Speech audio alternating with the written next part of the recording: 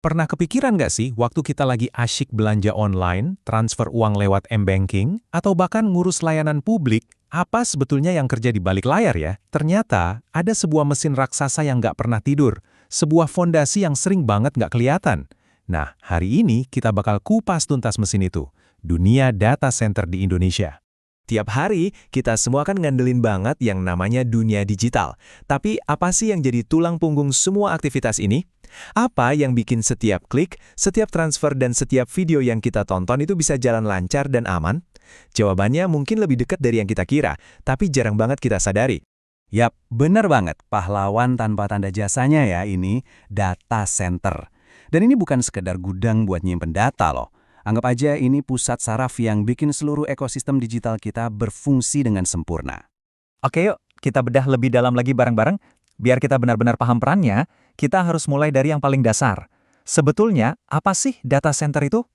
Gampangnya gini, data center itu sebuah fasilitas dengan keamanan super ketat yang jadi rumah buat ribuan server, sistem penyimpanan, dan semua perangkat IT.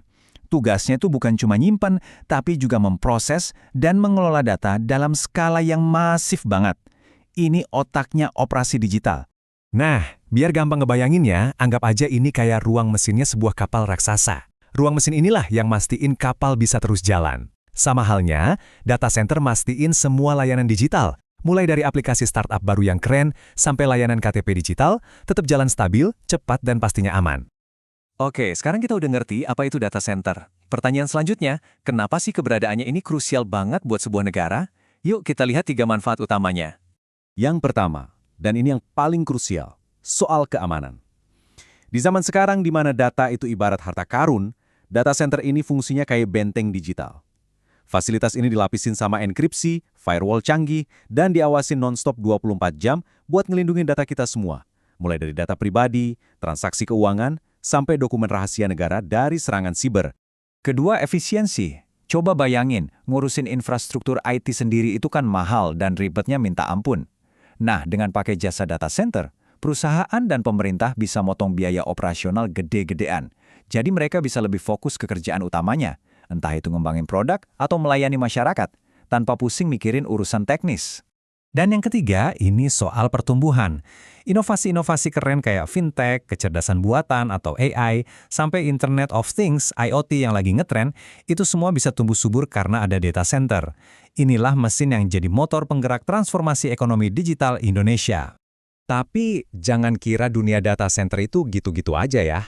Teknologinya tuh berkembang cepat banget. Dan sekarang kita lagi lihat lahirnya generasi baru data center yang jauh lebih canggih, lebih efisien, dan pastinya lebih pinter. Sekarang ini, ada 4 tren gede yang lagi ngebentuk industri ini. Mulai dari yang fokus ke lingkungan, yang pakai AI, strategi cloud yang makin fleksibel, sampai pemrosesan data yang dibikin makin dekat sama kita sebagai pengguna. Yuk kita lihat satu-satu. Kita tahu data center itu kan haus listrik banget ya. Nah, konsep Green Data Center ini hadir buat jawab tantangan itu. Caranya dengan pakai sistem pendingin yang hemat energi dan mulai beralih ke sumber tenaga terbarukan.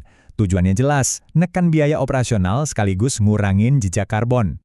Nah, di bagian ini strateginya jadi makin canggih. Organisasi sekarang udah nggak milih satu solusi aja. Ada yang namanya hybrid cloud.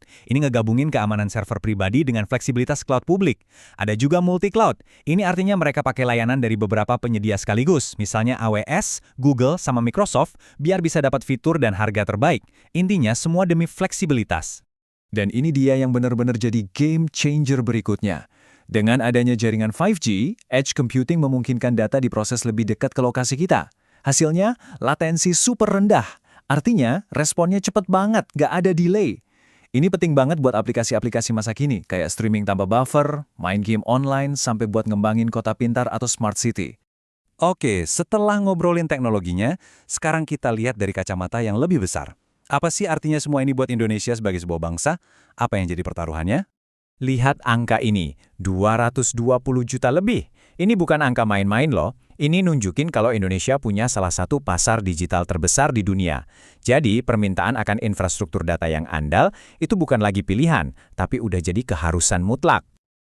Tentu aja, perjalanannya nggak mulus-mulus aja. Ada beberapa PR besar yang mesti kita beresin, mulai dari implementasi aturan perlindungan data pribadi atau UU PDP, terus ngatasin kesenjangan infrastruktur antara kota besar dan daerah, mastiin investasi asing sejalan sama kepentingan negara, dan yang paling penting, ngejaga keamanan siber.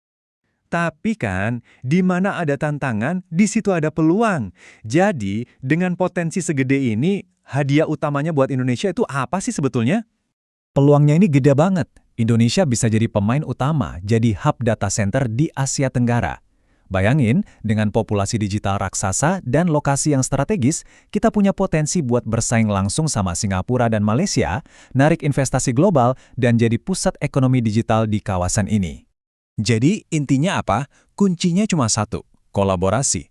Kerjasama yang solid antara pemerintah, swasta, dan investor itu jadi syarat utama kalau kita mau bangun ekosistem data center yang kuat dan benar-benar bisa dukung cita-cita digital bangsa kita. Nah, ini dia pertanyaan besarnya buat kita semua. Di saat semua hal dalam hidup kita jadi serba digital, infrastruktur data center ini jadi penentu kedaulatan digital sebuah negara. Jadi pertanyaannya sekarang bukan lagi apakah kita butuh, tapi lebih ke seberapa siap kita untuk membangun dan mengelolanya demi masa depan kita sendiri.